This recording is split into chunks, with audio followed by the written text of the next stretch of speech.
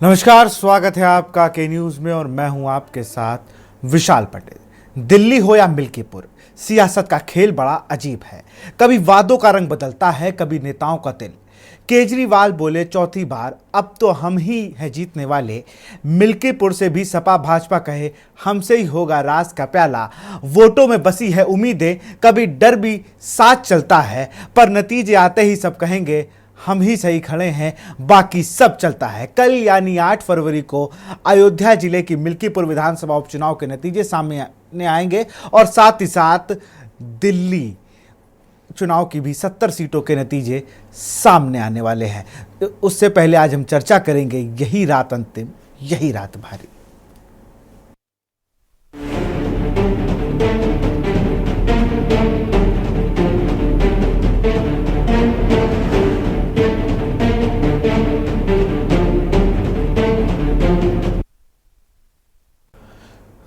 8 फरवरी बहुत अहम दिन। दिल्ली को नया मुख्यमंत्री मिल सकता है, जो भी बनेगा वो नया ही होगा। खैर, अयोध्या को नया विधायक मिल सकता है। नया विधायक इसलिए क्योंकि अब तक 8 बार के जो विधायक थे अब वो सांसद हो गए हैं, तो उनकी जगह जो भी बनाएगा वो नया ही होगा। मिल्कीपुर विधानसभा की अगर बात करें तो यहाँ पर जो मतदान हुआ 65.25% वोटिंग हुई थी। बहुत ज़्यादा रिकॉर्ड तोड़ वोटिंग हुई थी। अब सबकी नज़रें राजकीय इंटर कॉलेज पर होंगी, जहां सुबह 8 बजे से वोटरों की गिनती शुरू हो जाएगी। सुरक्षा के पुख्ता इंतजाम किए गए हैं। 14 टेबलों पर 30 राउंड में गिनती होगी और हर एक वोट की गिनती के साथ सस्पेंस बढ़ता जाएगा। जहां एक और भाजपा और सपा दोनों ही अपनी जीत को लेकर आश्वस्त हैं, वहीं कुछ नेताओं की जुबानी जंग ने चुनावी माहौल को और भी दिलचस्प बना दिया है। अखिलेश यादव ने तो भाजपा पर वोटर्स को धमकाने का भी आरोप लगाया था। अब देखना है कि कौन सी पार्टी की मेहनत रंग लाती है, कौन सी पार्टी को अपने आप को शोक संवेदनाएं करनी पड़ेगी। भाई हम बाहर गए, तमाम चीज़ें हैं। इसी बीच दिल्ली विधानसभा चुनाव के परिणाम भी कल ही घोषित होंगे। आम आदमी पार्टी लगातार चौथी बार दिल्ली में सरकार बनाने का दावा कर रही है और भाजपा दावा कर रही है कि इस बार केजरीवाल को सत्ता से बाहर का रास्ता दिखा देगी।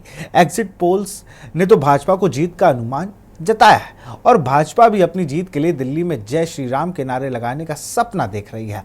हालांकि आम आदमी पार्टी का कहना है कि ये सारे अनुमान हवाई साबित होंगे। अरविंद केजरीवाल ने शुक्रवार को अपने उम्मीदवारों के साथ मीटिंग की और दावा किया कि उनकी पार्टी करीब 50 सीटें जीतेगी, जबकि 7 से 8 सीटों पर कांटे की टक्कर है। अब यह देखना दिलचस्प होगा कि किसके साथ बात सच साबित होती है और कौन अगले 5 साल दिल्ली की सत्ता को सपना अपनी आंखों में सजा पाएगा। मिल्कीपुर और दिल्ली दोनों ही जगहों पर चुनावी जंग में जोरदार मुकाबला है, लेकिन आखिरकार जनता का फैसला ही सच्चाई साबित करेगा। तो तैयार हो जाइए, क्योंकि कल के नतीजे न सिर्फ दोनों जगहों के राजनीति का नक्शा बदलेंगे, बल्कि यह भी दिखाएंगे कि इस बार किसका ने पसीना बहाया और किसे अब तकदीर ने धोखा दिया। हमारे संवाददाता ने अयोध्या में तैयारियों का जायजा लिया है, वो भी आपको दिखाते हैं। चुनाव पूरा हो चुका है और मिल्कीपुर चुनाव पूरा होने के 2 दिन बाद 8 तारीख को कल यानी मतगणना होना है और मतगणना के दिन क्या क्या तैयारियां हैं, इसीलिए हम एक दिन पहले ही के न्यूज़ की टीम ज़मीनी स्तर पर आई है और यहाँ पर हम दिखा सकते हैं अपने दर्शकों को कि तमाम सारे सुरक्षा के इंतजाम पूरे कर लिए गए हैं। तमाम सारी चीज़ें हैं, मेटल डिटेक्टर से लेकर सारी व्यवस्थाएं अंदर तक चाक चौबंद कर दी गई है पुलिस की तरफ से। प्रशासन चुस्त दुरुस्त है इस मामले में और प्रशासन का ये मानना है और लोगों को भी मानना है कि यह चुनाव थोड़ा नाक का सवाल है, इज्जत का चुनाव है और ऐसे में किसी भी तरीके की अव्यवस्था या किसी भी तरीके की गड़बड़ी एक प्रश्न चिन्ह खड़ा कर सकती है। और इसी तमाम सिलसिले में कई सारी तैयारियां की पूरी की गई है। कई सारी चीज़ें हैं, अंदर CCTV कैमरे से निगरानी भी की जाएगी। साथ ही साथ जितना मतदान इस बार हुआ है मिल्कीपुर में, वो एक रिकॉर्ड मतदान रहा है, क्योंकि इससे पहले जो 2022 में इलेक्शन हुए थे उसमें जो मतदान हुआ था वो करीब 60% के आसपास कुल मतदान हुआ था और इस बार 65% 3-5 पॉइंट में मतदान दर्ज किया गया है। भारी संख्या में लोगों ने अपने मत का प्रयोग किया है और उस मत का प्रयोग करने के पीछे वहाँ पे हम लोगों की मंशा केवल एक थी कि उस मत का प्रयोग वो सुशासन लाने में करें, क्योंकि वहाँ के लोगों का मानना ये था कि यहाँ पर कई तरीके की अनियमितताएँ हैं, कई तरीके की सुशासन संबंधी दिक्कतें हैं। साथ ही इस बार सपा और भाजपा में मिल्कीपुर में सीधी लड़ाई है और टक्कर की लड़ाई देखी जा रही है। तो ऐसा माना जा सकता है कि यह एक नाक का प्रश्न चिन्ह भी है, इज्जत का भी सवाल है। जो पार्टी इस चुनाव में विजयश्री को प्राप्त करेगी कल, उस पार्टी के सिर पर ताज सजेगा। और क्योंकि अयोध्या की भी एक टीस इसी चुनाव के माध्यम से निकलनी है। अयोध्या की जो लोकसभा सीट थी वो भाजपा हार चुकी थी और कहीं ना कहीं मिल्कीपुर के चुनाव को जो अखिलेश यादव ने भी अपनी रैलियों में कहा है कि इस चुनाव को डिले कराया गया केवल इसी कारण से कि भाजपा को इससे बढ़त मिल सके विधानसभा में। इन्हीं सारी तमाम जानकारियों के साथ मैं शिवेंद्र द्विवेदी आपके साथ रहूंगा मौजूद कल भी। तब तक के लिए आप बने रहिए के न्यूज़ के साथ। इसी पर चर्चा करेंगे। हमारे साथ एक खास पैनल भी जुड़ेगा। फिलहाल रजनीकांत वशिष्ठ जी है, राजनीतिक विश्लेषक, वो जुड़ चुके हैं, और अमलेन त्रिपाठी हैं, कांग्रेस प्रवक्ता, और महेंद्र सिंह जी भी वरिष्ठ पत्रकार हमारे साथ आ गए। सबसे पहले मैं महेंद्र सिंह जी के पास ही चलूँगा। महेंद्र जी, कल वो घड़ी आ गई है जब सारी कयासों पर विराम लग जाएगा। जितनी बड़ी बड़ी बातें चल रही हैं कि अभी भी मैं देख रहा हूँ कि ये हो जाएगा, और फिर कल से चाहे मिल्कीपुर हो या दिल्ली, दोनों एक नया सवेरा लेके उतरेंगे, और हो सकता है कि कुछ अच्छी चीज़ें वहाँ देखने को मिल जाए। दिल्ली में तो मुझे लगता है सब कुछ ठीक हो जाएगा, और मिल्कीपुर में भी। अनम्यूट है देखिए, मीडिया के लिए भी जी, आपकी मीडिया आवाज के लिए आ रही भी है। कुछ। हेलो, मेरी आवाज आ रही है विशाल जी बिल्कुल आ रही है।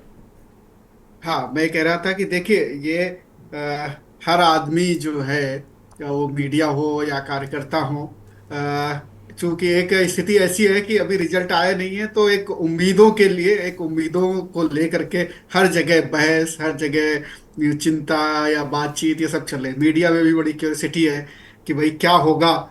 तो उसको लेकर के मीडिया में हर जगह, हर नेशनल चैनल, रीजनल चैनल, सब जगह यही बात चल रही है कि किसकी सरकार बनेगी, सट्टा बाजार से लेकर के तमाम जगहों पर। तो ये सारी चीजें हैं। अब ये बात आप बिल्कुल सही, आपकी टिप्पणी है कि क्या कल रिजल्ट आ जाएंगे तो उसके बाद सारी समस्याओं का समाधान हो जाएगा।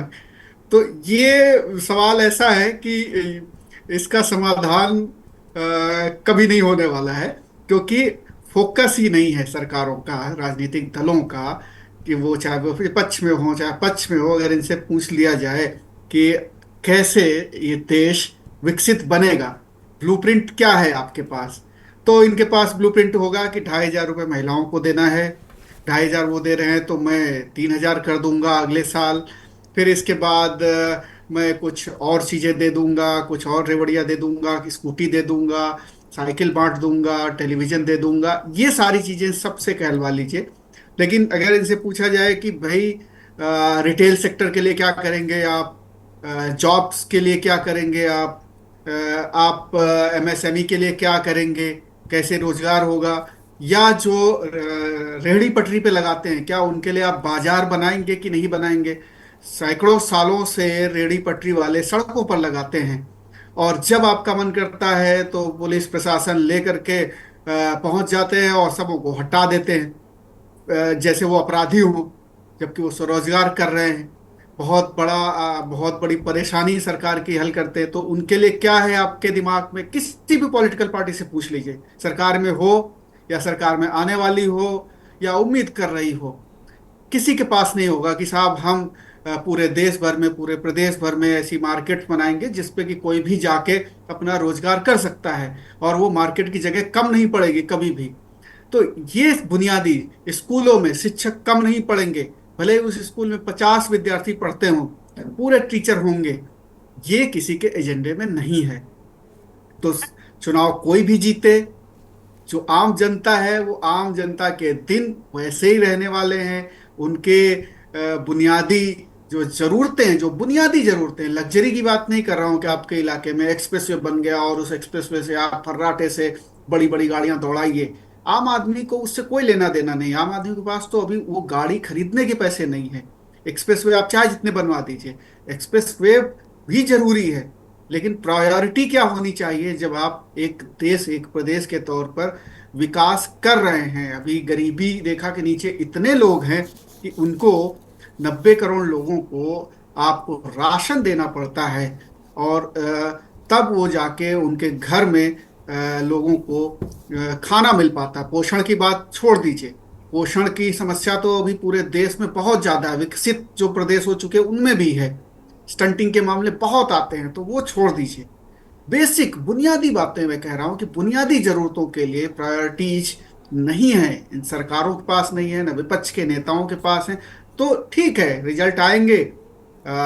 जिसकी किस्मत सत्ता में जाने की होगी वो सत्ता में जाएगा, और फिर 5 साल तक आम जनमानस यूं ही उनकी तरफ देखता रहेगा कि 5 साल हमें जनता और क्या 5 साल के बादों को इंतजार करेगी और फिर 5 साल बाद वोट डाल देगी। बिल्कुल विशाल जी। जी। अमलेंद्र भाई, दिल्ली में 15 साल का राज, और आज स्थिति यह है कि 1-2 सीट आपको मिल रही हैं, एक कहीं कहीं तो एक भी नहीं मिल रही है। राष्ट्रीय पार्टी सबसे पुरानी आप, ये शिखर से शून्य तक का सफर जो दिल्ली में तय कर रही है कांग्रेस, इसके पीछे का कारण क्या है? सर्वप्रथम सभी साथियों को नमस्कार। अभी राहुल जी ने कुछ हफ्ते पहले एक बयान दिया था कि जो 19वीं शताब्दी 20वीं शताब्दी के लास्ट का जो मूवमेंट था 1990 से 2000 के बीच में जो कुछ गलतियां हुई हमसे, उसी का खामियाजा ये भुगतना पड़ा कि हम बहुत जगह चुनाव हारे। खैर वो उनपे इम्प्रूवमेंट हो रहा है, और हमारा सटीक विश्लेषण भी था, पार्टी का इंटरनल सर्वे भी था, उससे कई गुना ज्यादा हम दिल्ली में अच्छा प्रदर्शन करके आ रहे हैं। पिछले दो जो चुनाव थे वाकई में बहुत ही चिंताजनक और निराशाजनक प्रदर्शन रहा कांग्रेस का, स्पेशली पूरे देश में तो है ही है, दिल्ली में बहुत ज्यादा रहा। लेकिन अभी जो चुनाव है 2025 का, इसमें बहुत अच्छा कमबैक किया है कांग्रेस पार्टी ने, और एग्जिट पोल को नकारने का काम कांग्रेस पार्टी वहां पे कर रही है। देखिए हमारा वोट परसेंट दुगने से तिगुना तो एग्जिट पोल ही दिखा रहा है कि 2 से 2.5 गुना हमारा बढ़ रहा है, लेकिन हम सीटें भी वहां पर बहुत अच्छी मात्रा में निकाल रहे हैं, और शायद ये भी हो कि सरकार में भी हम लोग कुछ न कुछ अच्छी हिस्सेदारी रखें। अभी बात चली थी मिल्कीपुर की, तो यहाँ इंडिया गठबंधन जीत रहा है, और जो मोदी जी ने काट की हांडी चढ़ाई थी वो यहाँ पे बिखरने का काम कर रही है। दिल्ली में भी सेम हालात है कि 2014 में, आज से 10 वर्ष पूर्व 13-14 में जो एक मूवमेंट खड़ा किया गया था, एक आंदोलन किया गया, कांग्रेस के खिलाफ नैरेटिव बनाया गया था कि कैसे देश में बड़े बड़े घोटाले हुए और कैसे हम जन लोकपाल लाएंगे, ऐसे बड़े बड़े जुमले दिए गए। फंडिंग भारतीय जनता पार्टी ने की, मोहरा अरविंद केजरीवाल जी अन्ना हजारे के रूप में बन गए। लेकिन क्या हुआ उसका आपने सबने देखा कि 10 वर्ष हो गए, आज जन लोकपाल कहाँ है किसी को पता नहीं। ठीक है, उसके बाद जो जो वादे करके ये लोग आए थे किसी को पूरा नहीं किया। उसका नतीजा ये है कि ये लोग, जनता इनसे त्रस्त हो गई है। 2024 में भारतीय जनता पार्टी की कतई कहते ना कान को छू के निकल गई जी, मतलब थोड़ी सी रह गए, वरना ये हारने वाले थे। और वही 2025 आम आदमी पार्टी के साथ हो रहा है। लेकिन काट की हांडी एक बार तो आप चढ़ा लोगे, 2 बार चढ़ा लोगे, लेकिन बार बार नहीं चढ़ेगी। देश की जनता और दिल्ली की जनता ये चीज समझ चुकी है कि देश अगर एक सवाल का जवाब अमलेंद्र भाई रोकते हुए ले रहा हूं। दिल्ली में अगर आम आदमी पार्टी को 3 सीटें चाहिए होंगी और कांग्रेस के पास 3 सीटें होंगी, समर्थन देंगे या नहीं? बिल्कुल नहीं। अजय माकन जी ने साफ साफ प्रेस कॉन्फ्रेंस का है, हम उनके खिलाफ लड़े हैं। जो 10 साल इनका जो एक गलत काम करने का तरीका रहा है, उसके खिलाफ कांग्रेस पार्टी बाकायदा लड़ी है। हमारी टॉप लीडरशिप संदीप दीक्षित जी, रोहित चौधरी जी, देवेंद्र यादव जी, सब तो लड़ रहे हैं। समर्थन देने का मतलब नहीं उठता है। और फिर ये चीजें तो अभी भविष्य के बात के गर्भ में है। और बाकी कांग्रेस में एक बड़ी वर्किंग कमेटी है, कांग्रेस वर्किंग कमेटी CWC, वो ये सारी चीजें वो तय करती है। एक चैनल पे बैठ के डिबेट में तय करना या कहना जल्दबाजी होगी, लेकिन एक कांग्रेसी होने नाते पूछा जाए तो शायद इसका जवाब ना निकल के आएगा। किसी से भी आप पूछेंगे तो शायद ना निकल के आएगा। लेकिन जो दुर्दशा भारतीय जनता पार्टी और आम आदमी पार्टी ने दिल्ली में की MCD और इसमें, इससे जनता त्रस्त हो चुकी है। और उसी का नतीजा है कि जो आम आदमी पार्टी को ऐसे ऐसे बयान देने पड़ रहे हैं। भारतीय जनता पार्टी धन बल, बाहुबल, हर चीज की बात कर रही है, और अब तो फास्ट ट्रेडिंग का भी नंबर आ रहा है। लेकिन कांग्रेस पार्टी सबसे अलग हटके अपनी नीतियों को लेकर जनता के बीच में गई। वही काम हमने 2024 में किया था, वो 25 में कर रहा है। इसका एक साफ तौर पे आपने खुद देखा होगा कि 2024 के चुनाव में शायद जितना हम लोग उपेक्षा कर रहे थे कि इतना हम सीट लेके आएंगे उतनी नहीं है, लेकिन फिर भी कहते हैं ना, मेहनत सफल हुई। राहुल जी ने भारत जोड़ो यात्रा निकाली, बाकायदा उसका पूरा एक पॉजिटिव संदेश पूरे देश में गया। आपने देखा होगा कि कल जब चुनाव था दिल्ली में, अभी 2 दिन पूर्व में, तो मोदी जी गंगा नहा रहे, अमित केजरीवाल जी उनके लिए बयान दे रहे, लेकिन राहुल जी उस वक्त अन्य प्रदेशों के डेलीगेशन से मिल रहे थे, बिना किसी लाव लश्कर के, बिना किसी दिखावे के। तो देश के नेताओं को चाहिए कि सर्वप्रथम जो देश की जनताएं हैं, जो दुखी है, पीड़ित है, उनकी बात को सुने, उसका निस्तारण निकालें। देखिए, एक पीआर एजेंसी के द्वारा हाईलाइटेड शो तो कोई भी करा सकता है, पैसा लाइए, वो तो करने के लिए तैयार बैठी है। 2014 से देश में बड़ा बदलाव सा हुआ है, बड़ी बड़ी एजेंसीज आ गई हैं, वो चुनाव लड़वाएंगी, नेता घर बैठ गए। तो बड़ा दुर्भाग्य है देश ये का। तो आपके साथ भी डिमांड है, की समय पीआर टीम तो आपकी पार्टी भी हायर कर रही है। कौन सी टीम नहीं हायर कर रही? यहाँ तो खिलाड़ी क्रिकेट कम खेल रहे हैं, पीआर टीम हायर करके अपने आप को हाइप दिला दे रहे हैं। पीआर टीम तय कर रही कौन कोच होगा। तो पीआर टीम को तो बहुत अच्छा काम मिल गया पिछले 10 सालों से। बिल्कुल वही कर, 2014 से ऐसा हाइप किया। बिल्कुल कांग्रेस पार्टी अछूती नहीं रही, लेकिन 1-2 इलेक्शन के बाद उसने अपना हाथ खींच लिया और न के बराबर भी काम ले रही है। ये आप भी जानते हैं और सभी लोग इस चीज को अच्छे समझते हैं। देखिए, देश के वर्तमान हालात क्या है, जनता को ये सोच के वोट करना चाहिए। अभी आपने एक ताजा किस्सा है अमेरिका का, कैसे लोग वहां से लोग यहाँ भेजे जा रहे हैं, पैरों में बेड़ियां हैं, पीने को पानी नहीं दिया जा रहा है, बड़े अत्याचार किए जा रहे हैं। वो लोग बेचारे जब भारत आ रहे हैं तो कितना गलत छलत बोला जा रहा है, उनके शब्द शायद सुनने वाले ना हो। अभी आपने इलाहाबाद में देखा, प्रयागराज में देखा कैसे भगदड़ हुई। तो ऐसी बहुत सारी चीजें निकल कर रही जिनको सत्ता लोगों ने दी है और वो उन चीजों को करने नाकाम रहे हैं। अभी ऐसी चीजें बड़ा दुखदाई होती हैं और जनता, खैर मुझे जहां तक लगता है कि जो सीख रही है और उसी का नतीजा है कि जनता जाग रही है। 24 में बदलाव की एक चिंगारी चढ़ी थी, 25 में उसका उद्घाटन होने वाला है और आने वाले 1-2 वर्षों में अन्य राज्यों से सफाई होगा। हिंदी भाषी बेल्ट में बिहार एक बड़ा महत्वपूर्ण राज्य है, तो दिल्ली के बाद वही चुनाव है, तो वहां से एक कहते हैं ना, बदलाव की बयार शुरू होगी। गांधी जी का मूवमेंट बिहार से शुरू हुआ था और देश में भारतीय जनता पार्टी के अंत होने का मूवमेंट जैसे अंग्रेजों के खिलाफ भी वहां से शुरुआत हुई, वही यहाँ से शुरू होगी। चलिए, और उसके फिलहाल बाद आप से लोग इसका पतन होना अभी शुरू फिलहाल हो रहा है। 25 में दिल्ली से मूवमेंट स्टार्ट नहीं मान रहे हैं आप लोग? नहीं, बिल्कुल हम लोग मान रहे हैं, दिल्ली से एक शुरुआत है।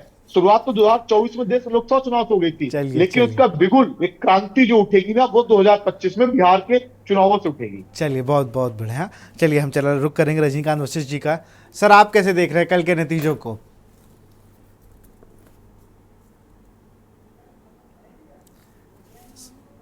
सर, अनम्यूट कर लीजिए, अनम्यूट कर लीजिए।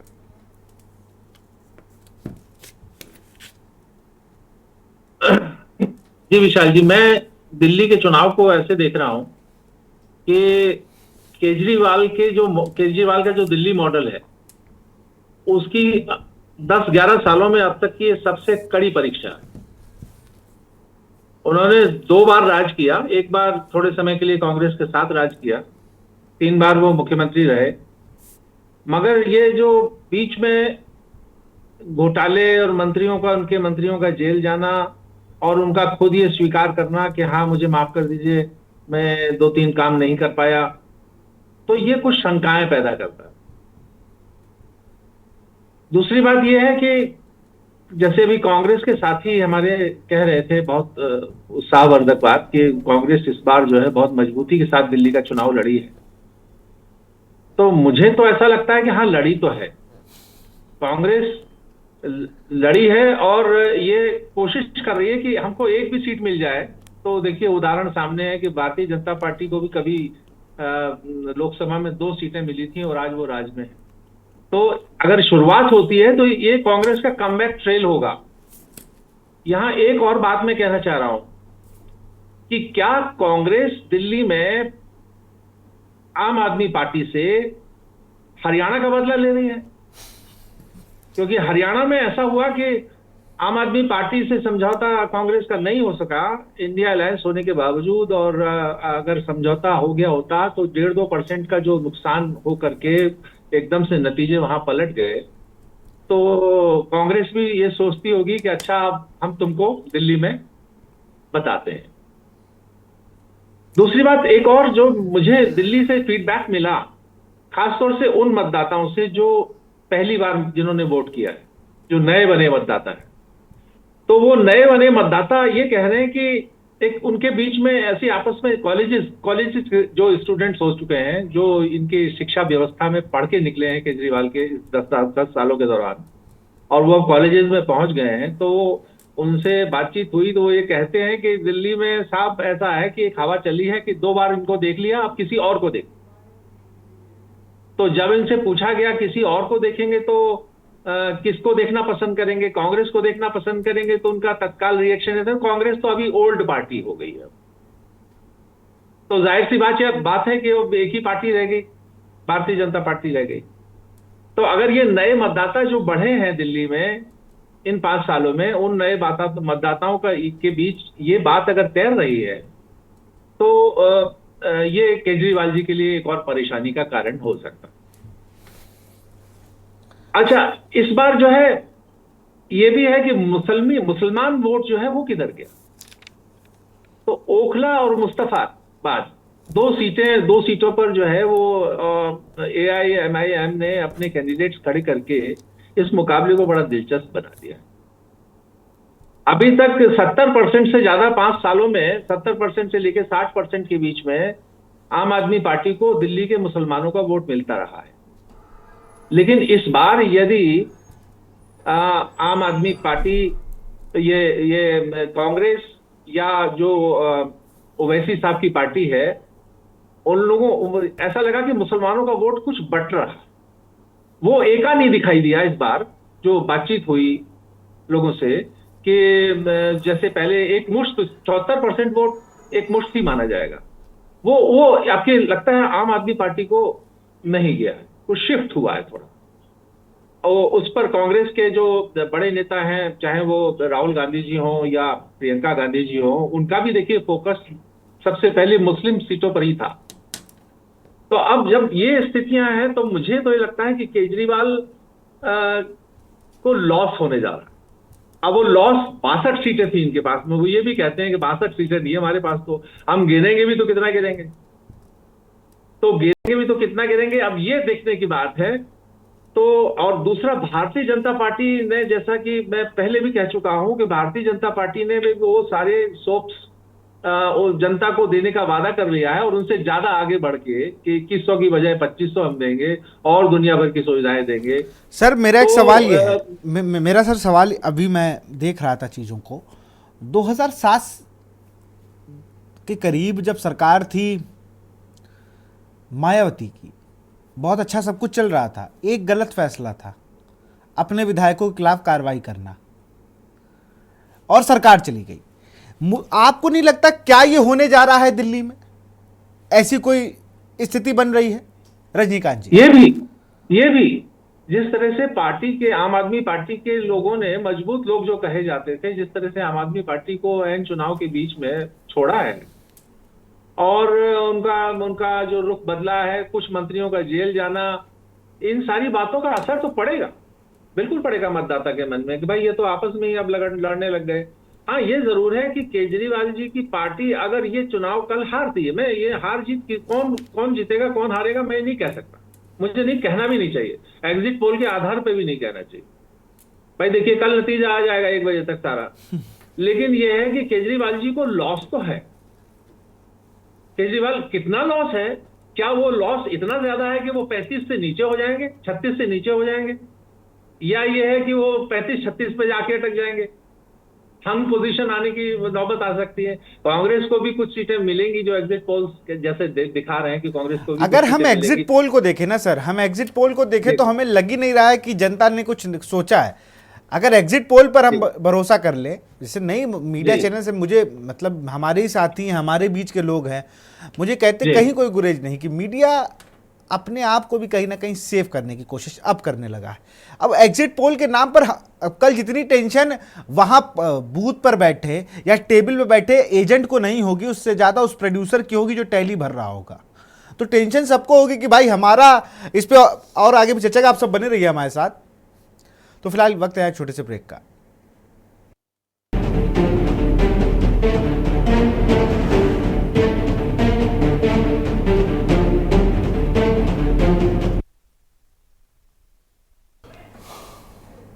ब्रेक के बाद आपका सीधे रुख करते हैं महेंद्र सिंह जी का। महेंद्र सिंह जी, दिक्कत परेशानी में कल कई लोग रहेंगे, ये नतीजे इनके फेवर में आ गए तो ठीक, वरना फिर जैसे हम लोग ने हरियाणा चुनाव पर बात की थी कि भाई सब लोग कहते कांग्रेस कांग्रेस कांग्रेस, और अंततः जनता के मन में क्या है इसको आप नहीं आंक सकते हैं। मैंने भी कई चुनाव देख लिए, मैं फील्ड पर भी रहा, स्टूडियो में रहा, मैं यही समझता हूं कि आदमी कैमरे पे कुछ और होगा वोटर, और कैमरे के पीछे कुछ और होगा। कैमरे का कह देगा भैया आपको नहीं लगता मैं वोट किसको दूंगा, लोग ये कहते हैं। फिर लोगों को ध्यान आता है यार इसने कभी तो मेरे लिए अच्छा किया होगा, अगर बुरा किया है तो हमेशा याद रहेगा, अच्छा किया तो एक बार वोट देने से पहले सोचता जरूर है। महेंद्र सिंह जी। जी बिल्कुल। अब लोग स्मार्ट हो गए हैं। अब 20 साल पहले जो सर्वे होते थे उस तरीके से अब लोग सवालों के जवाब नहीं देते, इसमें कहीं कोई दो राय नहीं है।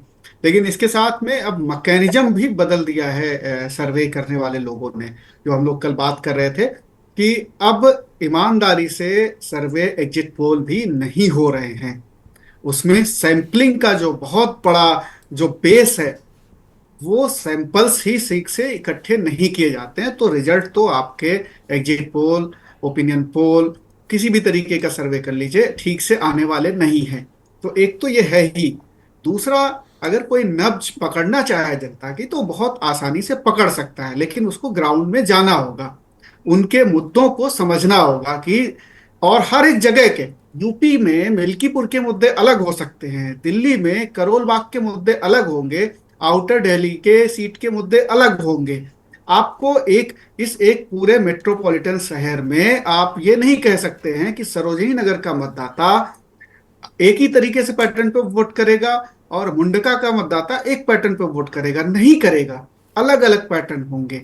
तो इतनी मेहनत कोई करना नहीं चाहता है, इतने तरीके से सैंपलिंग कोई करना नहीं चाहता, और इसी वजह से एग्जिट पोल, ओपिनियन पोल, ये सब रिजल्ट इनके बिल्कुल बकवास आते हैं, बिल्कुल मैच नहीं करते हैं जब एंड रिजल्ट आते हैं। क्योंकि मतदान में जो मतदाता ने मतदान किया रिजल्ट में तो वही आ रहा है, और आप नब्ज क्यों नहीं पकड़ पा रहे हैं, इसका मतलब है कहीं आप त्रुटियां कर रहे हैं, और वो त्रुटियां ऐसी कर रहे हैं जिसकी वजह से बुनियादी चीज ही आप ठीक से नहीं कर रहे हैं। डेटा प्रोसेसिंग तो अलग बात है, सैंपल ही ठीक से नहीं उठा रहे हैं। तो एक तो ये संकट है। दूसरा, आप जो कह रहे थे कि अब क्रेडिबिलिटी बचाने के लिए जिधर लहर चल रही है उधर की तरफ के रुझान कर दो, आ गए तो ठीक, नहीं आए तो कम से कम अपना तो ये रहेगा कि देखिए साहब हमने तो कोशिश की। अब क्या, जनता तो ठीक कैमरे में बात करती नहीं है और तमाम चीजें और सब अंततः जनता पे फोड़ दिया था। असल एकदम से वोट स्विंग हुआ, आजकल तो नया शब्द है ना, एकदम से वोट स्विंग हुआ भाई साहब, वहां रह गए थे आप। तो ऐसा कहीं होता नहीं है। देखिए बहुत आसानी से पकड़िए, ऐसे एनालिसिस ठीक से करिए। अब जैसे केजरीवाल की सीटें कम क्यों होंगी, इसके ठोस कारण हैं, ठोस आधार हैं। वहां जाना पड़ेगा कि केजरीवाल साहब क्यों आए थे सत्ता में, सत्ता में जनता ने उनको क्यों चुन के भेजा था। आप अगर उसका एनालिसिस करेंगे तो पता चल जाएगा कि हाँ इनकी सीटें इसलिए कम होंगी, फिर उनका अल्टरनेट क्यों कोई आएगा, वहां फिर आप एनालिसिस करिए तो भी जनता इतनी भी इम्पल्सिव नहीं है। वरना केंद्र क्या, जब चुनाव होता, आम चुनाव होता, तो बीजेपी को वोट करती रही है, 2 बार 3 बार यही हुआ। और जब स्टेट का चुनाव हो रहा तो केजरीवाल साहब को चुन रही थी। तो ऐसा क्यों है, वही जनता है।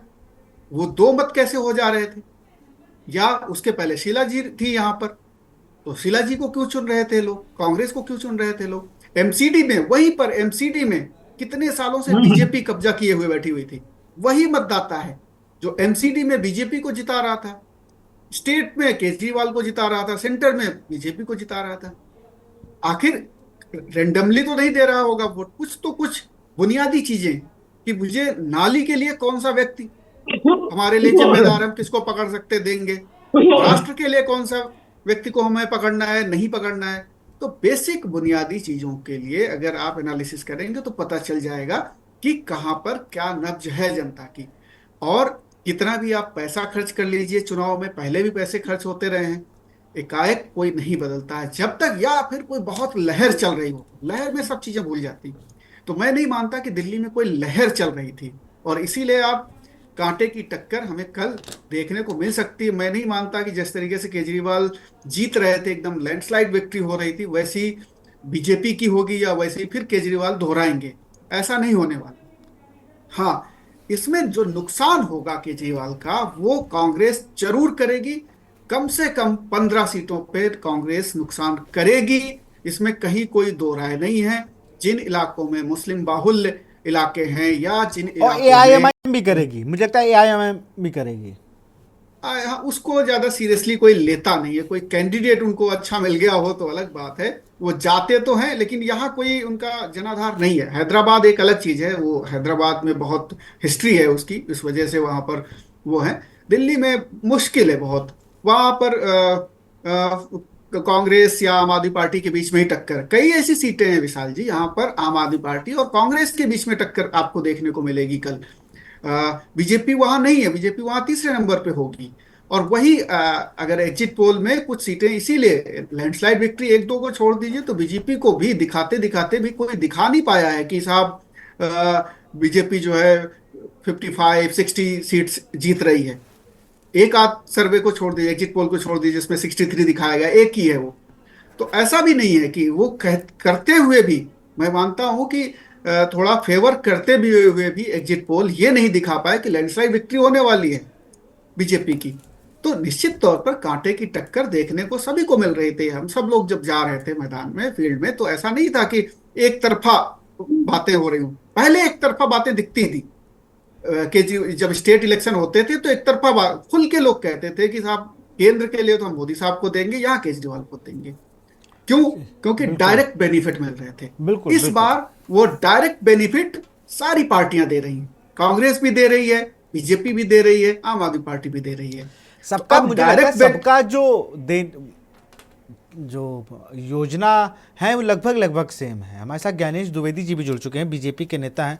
ज्ञानेश जी, तो कल मान लिया जाए एग्जिट पोल के हिसाब से जो आप लोग लड्डू मंगाए हैं कि नहीं, पहले तो ये बता दीजिए। आ ही गए होंगे। और साहलक का टाइम चल रहा, पटाखे पहले मंगा लीजिए भाई, बहुत महंगे हैं। क्योंकि आप लोग तो एग्जिट पोल पे ही मैं देख रहा हूँ, मनोज तिवारी तो कल ही अपने स्टाफ को लड्डू खिला दिए। और उनको नहीं पता अगर कहीं रिजल्ट उलट पुलट आए तो मनोज तिवारी जी का वो पूर्वांचल वाला जो था कि अपने आप जैसे ही प्रवक्ता को उन्होंने पार्टी के थे उनको डांटा था, वो काम चलेगा नहीं। क्योंकि वो उस टिप्पणी से भी पूर्वांचल का जो वोट है वो कहीं ना कहीं खिसका है। ज्ञानेश जी अनम्यूट कर लीजिए। वोट कहीं नहीं खिसका है। वोट जो है वो भारतीय जनता पार्टी के प्रति लोगों का प्यार और विश्वास, क्योंकि चुनाव में बहुत सी बातें हुई, लोग 10 साल से देख रहे हैं, केवल बार बार झूठे वादे थे। तो जनता ने इस बार विचार बदला है अपना। मैं एग्जिट पोल, जितने भी एग्जिट पोल है सबका स्वागत करता हूं, सबका अभिनंदन करता हूं, लेकिन फिर भी एक एरर ऑफ मार्जिन ये है कि भारतीय जनता पार्टी के प्रति लोगों को ही फैसला करना है, मतदाताओं को ही फैसला करना है। उन्होंने जो फैसला करेंगे वो कल सार्वजनिक हो जाएगा। तो अब उस पर टिप्पणी हमको नहीं लगता है कि बहुत कोई विशेष टिप्पणी करने की आवश्यकता है। अब तो 7-8 घंटे बाद से परिणाम आने प्रारंभ हो जाएंगे। इस वजह से ये बहुत एक सुकून का है कि दिल्ली की जनता जो है अब भारतीय जनता पार्टी के साथ है। 27 सालों का वनवास खत्म हो रहा है और दिल्ली की जनता विकास चाहती है। मोदी जी के गारंटी पे भरोसा कर रही है। वो किसी के झूठ पे, किसी के अनर्गल आलाप पे अब विश्वास करना दिल्ली की जनता ने छोड़ दिया है। इस वजह से वो मोदी जी के चेहरे पे और भारतीय जनता पार्टी के नेतृत्व पे विश्वास करके, और पूर्ण विश्वास है कि कल दिल्ली में भाजपा की सरकार। अच्छा, एक बात बताइए, अभी आम आदमी पार्टी ने आरोप लगाया कि 15-15 करोड़ रुपए की बात हो रही है। चलिए, एक बात हो गई है। एक सवाल मेरे मन में ये आ रहा है कि दिल्ली में आपके 5 सांसद बहुत लंबे समय से हैं, लगातार जितने भी सांसद सीटें रही वहाँ पर हमेशा आप लोग जीतते आ रहे हो, जब से मैं देख रहा हूँ। और इसके बाद भी जब 2014 के बाद मोदी जी आए, फिर 19 में आए, 24 में भी आ गए, 24 के बाद अब 25 में दिल्ली में चुनाव है, और अभी तक उन 15 सालों में कोई एक ऐसा सांसद नहीं तैयार हो पा रहा है जिसके चेहरे पे दिल्ली पे चुनाव लड़ा जा सके। मोदी जी की गारंटी पे ही चुनाव लड़ा जा रहा है। मैं मान रहा हूँ पूरे भारत में चुनाव लड़ा जा रहा है।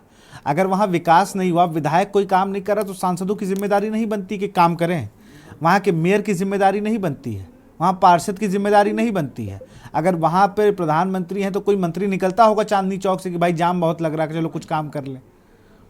ऐसा मुझे लगता है कि क्या सांसदों की कोई जिम्मेदारी नहीं होती है, सिर्फ विधायकों की ही होती है। देखिए, जहाँ तक आम आदमी पार्टी के आरोप की बात है, ये तो पुरानी आदत है, आप भी जानते हैं और पूरी दिल्ली जान गई है, पूरा देश जानता है कि उनको आरोप लगाना है और फिर भाग जाना है। अपने आरोपों के संदर्भ में कई बार उन्होंने कोर्ट में भी जाके माफी मांगी है, लिखित माफी मांगी है।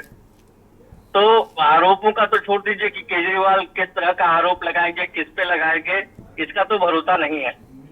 जहां तक दिल्ली की बात है, चाहे उत्तर प्रदेश का चुनाव हो, 2017 में हमारे यहाँ कोई मैं उत्तर प्रदेश का रहने वाला हूँ, उत्तर प्रदेश में कोई मुख्यमंत्री का फेस को डेवलप नहीं किया गया था कि ये कहीं प्रचारित नहीं था।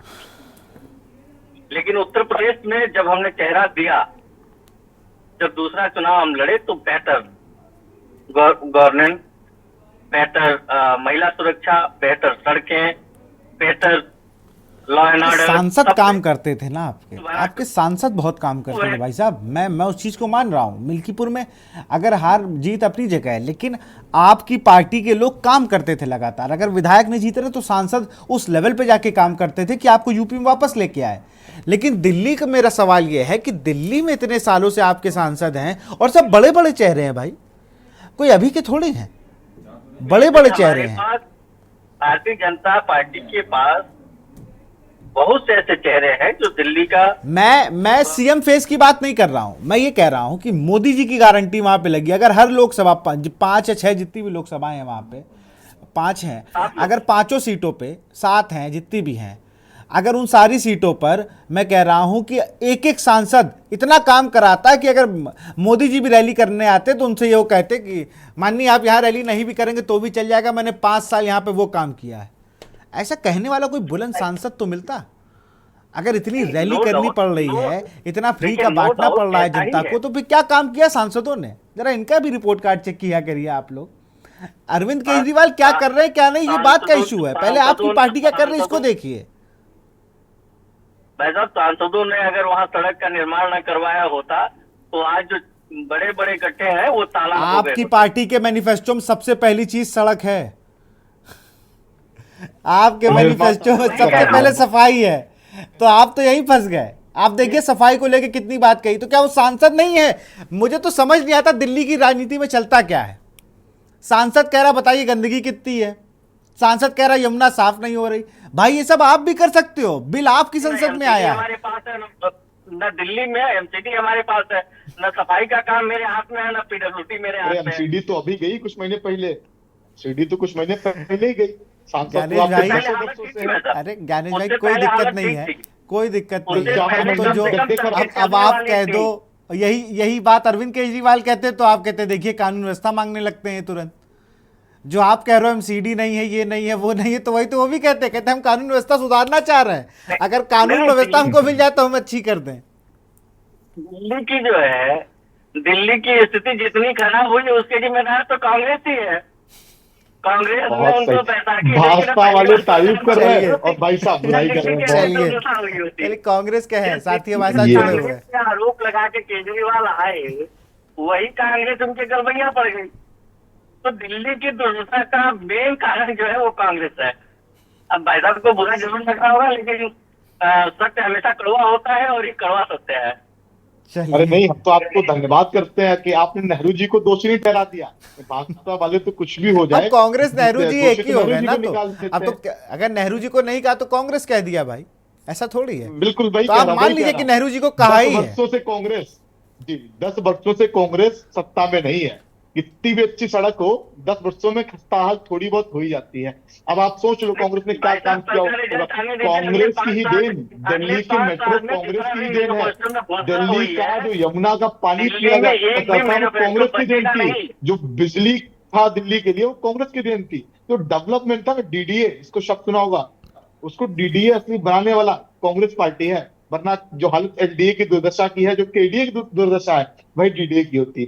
खैर देखिए, अभी चर्चा हो रही थी दिल्ली पे, तो बड़ा महत्वपूर्ण निकल के आया कि आज राहुल जी ने प्रेस कॉन्फ्रेंस करी है महाराष्ट्र को लेके। देखिए कैसे महाराष्ट्र में खेला किया गया, आप सबने देखा होगा कि कुछ चुनिंदा सीटों पे 6 महीने के अंदर जितने वोट बढ़ गए, जितनी हिमाचल प्रदेश की पूरी जनसंख्या है, और उन्हीं सीटों पे भारतीय जनता पार्टी बहुत अच्छी नंबर से जीत के आई। और इनका बाकायदा पोस्टल बैलेट की मांग भी कांग्रेस ने फिलहाल आज करी है, कहीं ये खेला दिल्ली में ना कर दिया जाए, बड़ा संदेह है।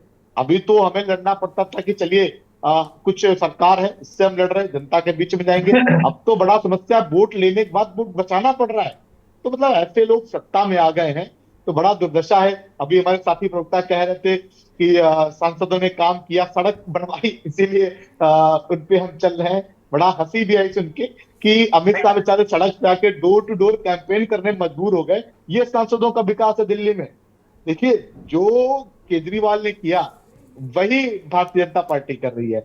ऐसे ही नहीं, केजरीवाल को संघ का छोटा रिचार्ज ऐसे नहीं बोला जाता है, वो डिजर्व करते हैं शब्द। आदरणीय रजनीकांत वशिष्ठ साहब ने बड़े अच्छे अच्छा शब्दों में अमलेंद्र भाई मैं इसमें विरोध करूंगा भाई। अगर अरविंद केजरीवाल इतने जी। खराब व्यक्ति हैं तो उनकी जब वो जेल में गए, जब उन्हें जेल हुई तो आप लोग ने तो इतना बड़ा उसका बिल्कुल वो बना दिया, पर सोनिया गांधी पहुंच गई वहां पे, सोनिया गांधी पहुंच गई। नहीं बिल्कुल बिल्कुल जी, बिल्कुल और नहीं, बिल्कुल। देखिए भाई लोकसभा में आपको काम था तो आपके अच्छे थे वो।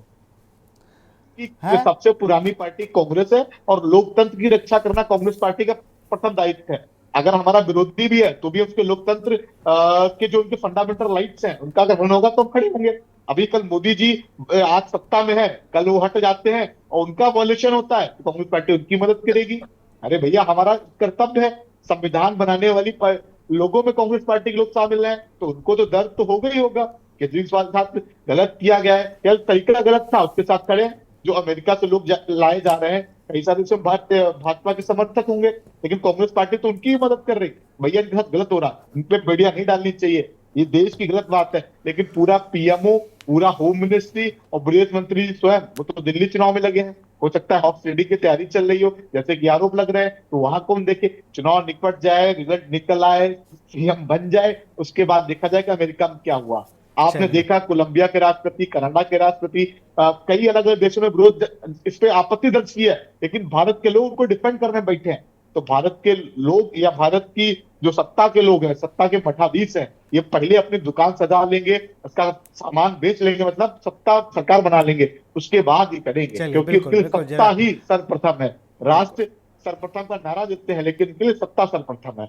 दिल्ली का विकास कितना किया है, अभी आदरणीय भाई साहब जो भाजपा के प्रवक्ता थे उन्होंने साफ साफ बता दिया कि यमुना गंदी है, सड़कें टूटी हुई हैं, लोगों को पानी पीने का मिल नहीं रहा, बिजली कैसे मिलती है आप जानते हो, टैक्स कितना बढ़ रहा है, कानून व्यवस्था तो सब भाई दी। अच्छा हाँ, सबसे महत्वपूर्ण बात, अभी एक शब्द क्या था मेरे दिमाग से स्लिप हो गया था कि उत्तर प्रदेश में कानून व्यवस्था बड़ी अच्छी है। मैं तो कह रहा हूँ एनसीआरबी का डाटा शायद देखा नहीं होगा या हमने गलत पढ़ लिया होगा, जरा आप दुरुस्त कर दीजिएगा, सवाल भी पूछ लीजिएगा कि एनसीआरबी का डाटा क्या कहता है। हमें लगता है मैंने मिठाई के लिए कह दिया है तो चले गए होंगे भाई। 71 सीटों का मामला है, एक मिल्कीपुर है, अब वनवास खत्म करना है दोनों का, तो मुझे लगता है मिठाई का ऑर्डर अभी दे देंगे, क्योंकि रात भी हो रही है, सुबह बनने में टाइम लगेगा। रजनीकांत जी के पास चलेंगे हम लोग।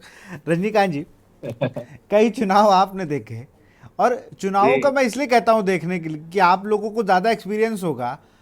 एक उपचुनाव पे एक देश की तीसरी सबसे बड़ी पार्टी का नेता आरोप लगा रहा है कि वहां पर एसडीएम वोट डला रहे हैं, पीठासीन अधिकारी कह रहे हैं कि तुम इसको वोट नहीं डालोगे तो तुम्हारे खिलाफ कार्रवाई करा देंगे।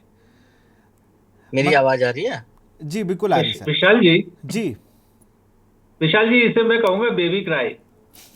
जैसे बच्चे कभी खेलते हैं ना, तो खेलते समय किसी को ये एहसास होता है कि हम हारने जा रहे हैं, तो पहले से हल्ला मचाना शुरू कर देता है। तो अब ये चुनाव हो चुका, वोट डल गए, अब कल नतीजा आने वाला है 7-8 घंटे में। अब ये सारी बातें कहना कि साहब वो 15 करोड़ दे रहे हैं, तो या जो है इन लोगों ने जो है बहुत बेईमानी कर ली। ठीक है, चुनाव आयोग से जो शिकायतें की हैं, तो चुनाव आयोग को भी निष्पक्षता के लिए अब जो है ये इन सारे जो सवाल पूछे हैं विपक्षियों ने, उनका जवाब देना चाहिए, ये मैं मानता हूं। चुनाव आयोग को ये नहीं कि टेकन फॉर ग्रांटेड, मतलब ठीक है तुमने शिकायत कर दी, अब हम जो जब मर्जी होगी तब जवाब देंगे। कायदे से चुनाव आयोग को भी समय समय पर आकर के, मुझे तो शेषन का जमाना याद है, जब शेषन जरा सी भी कोई बात सुनते थे वो फौरन जो वहां का जिलाधिकारी होता था, निर्वाचन अधिकारी, वो फौरन उसको हटा देते थे। तो मुझे लगता है कि ठीक है, जो विपक्ष की शिकायतें हैं कि साहब जो है वो फर्जी वोटिंग हो रही है, या हमारे वोट डालने नहीं दिए जा रहे, या हमको दबाव में डाला जा रहा है, या जो है खरीद फरोख्त शुरू हो जाएगी, तो ये सारी बातें जो हैं इसका चुनाव आयोग को भी संज्ञान लेना चाहिए और उसका जवाब भी देना चाहिए, ताकि बीच में मतलब लोकतंत्र में जो विपक्षी दल हैं उनको भी किसी प्रकार की शंका न रह जाए। लेकिन ये जरूर है कि देखिए, मैं फिर कहूंगा विशाल जी कि दिल्ली का चुनाव केजरीवाल मॉडल के लिए सबसे बड़ी अग्नि परीक्षा है, क्योंकि आम आदमी पार्टी ने जितनी तेजी से, जितने कम वर्षों में राष्ट्रीय पार्टी का दर्जा हासिल कर लिया, 2 राज्यों में सरकार बना ली, और कई जगह गोवा में, महाराष्ट्र में, और क्या कहते हैं आपका ये एक जगह और अपने विधायक जिता लिए, तो धीरे धीरे आम आदमी पार्टी का विस्तार तो हो रहा है। लेकिन आम आदमी पार्टी ये इधर इधर के कुछ 5 सालों में, जो आखिरी के 5 साल रहे, आखिरी के 3 साल रहे, बल्कि उन 3 सालों में कुछ आम आदमी पार्टी के सहयोगियों के बीच में आपस में जैसे रार तकरार हुई, ये सारी बातें हुई, उससे आम आदमी पार्टी को थोड़ा डेंट लगा है। उसके बावजूद आम आदमी पार्टी जो है वो काफी मजबूती से चुनाव लड़ी है दिल्ली का।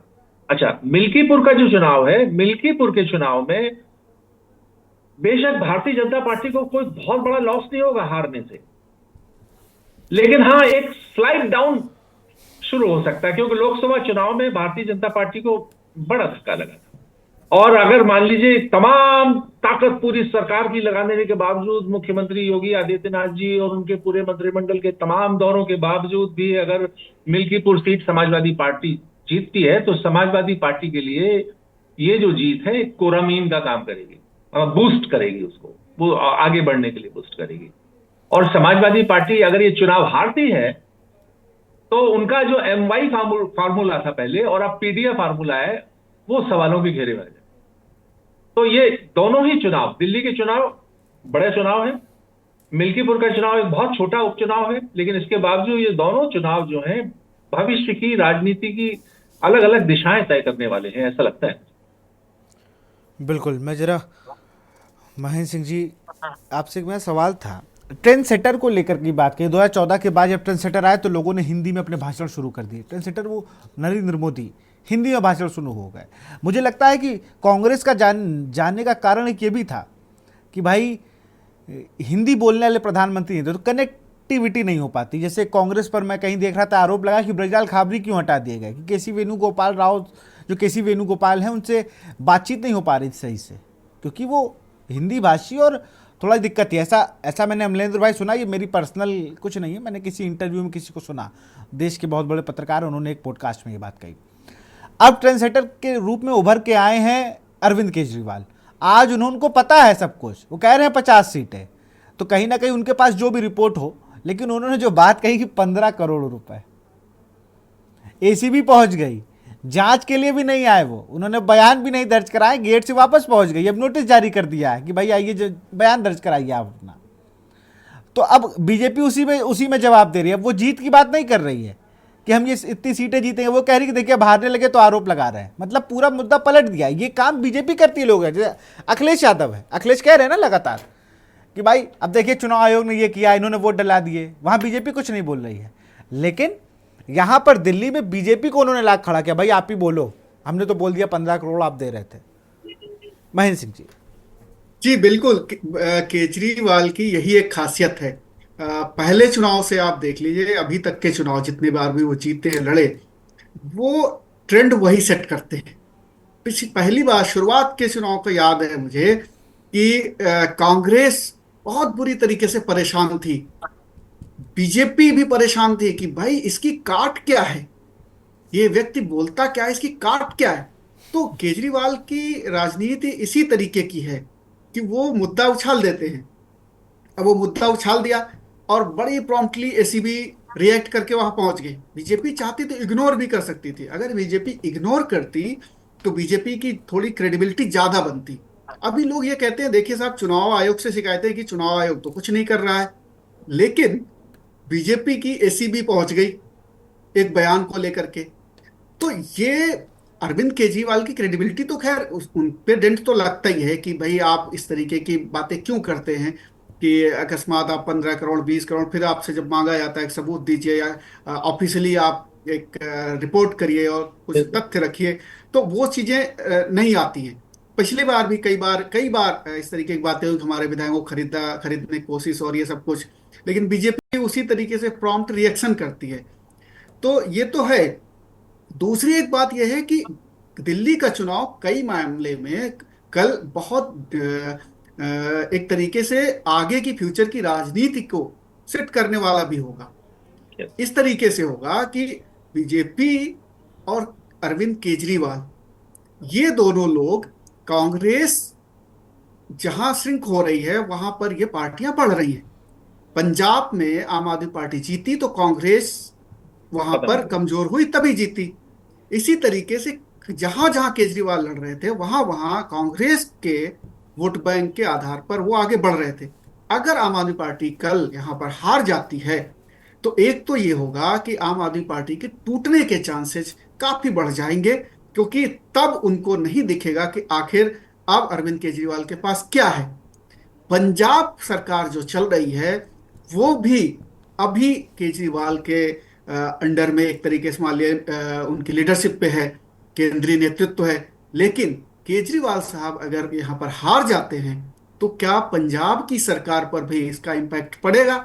वहां की आम आदमी पार्टी की जो यूनिट है उस पर क्या असर पड़ेगा, ये देखने वाले होगा। तो अरविंद केजरीवाल की आम आदमी पार्टी के लिए ये चुनाव बहुत ही एक तरीके से आने वाले समय के लिए बहुत मायने रखेगा और कांग्रेस के लिए भी मायने रखेगा। और मुझे लगता है ये अगर सारी पार्टियों के लिए चुनाव इसलिए मायने रखेगा कि जनता को क्या चाहिए। जनता को जरूर अपने लिए चीजें बहुत मुहैया चाहिए कि मुझे फ्री में बिजली मिल जाए, गाड़ी मिल जाए, घोड़ा मिल जाए, सब कुछ मिल जाए, लेकिन वो वोट किसको कर रही है ये भी देखना, क्योंकि लगभग सबकी योजनाएं तो वही है कि भाई हम 200 यूनिट फ्री देंगे, आगे 400 दे रहे हैं, 2500 रुपए, तो कहीं 5000, 5100, कहीं गाड़ी, फोन और ना जाने क्या क्या। मुझे लगता है आने वाले समय में बस ये कहेंगे कि आप वोट ना दीजिए, ईवीएम आपके घर पहुंचेगा अगर आप हमें वोट देंगे, अगर आप हमें चुनेंगे तो ईवीएम घर तक पहुंचाएंगे। ये फार्मूला तो हो ही गया विशाल जी, ये फार्मूला तो पता चल गया जनता को कि सब देंगे। अब सब देंगे तो बेस्ट को चुनना है, जो जो में उनको फ्यूचर लगेगा। अब वो सबको मालूम है कि कोई पार्टी ऐसी नहीं है जो नहीं देगी, सब देंगी। अब वो बेस्ट को चुनेंगे कि अब किसमें बेहतर है, कौन सा भविष्य हमारे साथ बेहतर रहेगा। अब तो सेल लगी चुकी है, अब तो सेल लगी चुकी है। अब ये देखना है कि बाय वन गेट वन है या बाय वन गेट टू है। बिल्कुल, दुकान किसकी बड़ी है, दुकान में कौन ज्यादा अच्छे से प्रेजेंट कर रहा है, वो सब चीजों का होगा। और आम आदमी पार्टी के लिए बिल्कुल भविष्य के लिए चिंता वाली बात होगी कल का चुनाव, जो रिजल्ट आएंगे। चलिए, बहुत बहुत शुक्रिया आप सभी का हमसे जुड़ने के लिए, बहुत बहुत शुक्रिया। तो यही रात अंतिम, यही रात भारी, ये सारी ही पार्टी जो गाना था ये लूप में सुन रहे होंगे सब लोग कि भाई कल क्या नतीजे होने वाले, क्या दोनों जगह वनवास खत्म कर पाएगी भारतीय जनता पार्टी, क्योंकि चाहे वो मिल्कीपुर हो और चाहे वो दिल्ली, काफ़ी लंबे समय से दोनों ही जगह भाजपा जीत नहीं पाई। अब देखना होगा कल जब सुबह 8 बजे से गिनती स्टार्ट होगी तो नतीजे क्या होंगे। तो फिलहाल इस कार्यक्रम में इतना ही। देखते रहिए के न्यूज़ इंडिया। नमस्कार।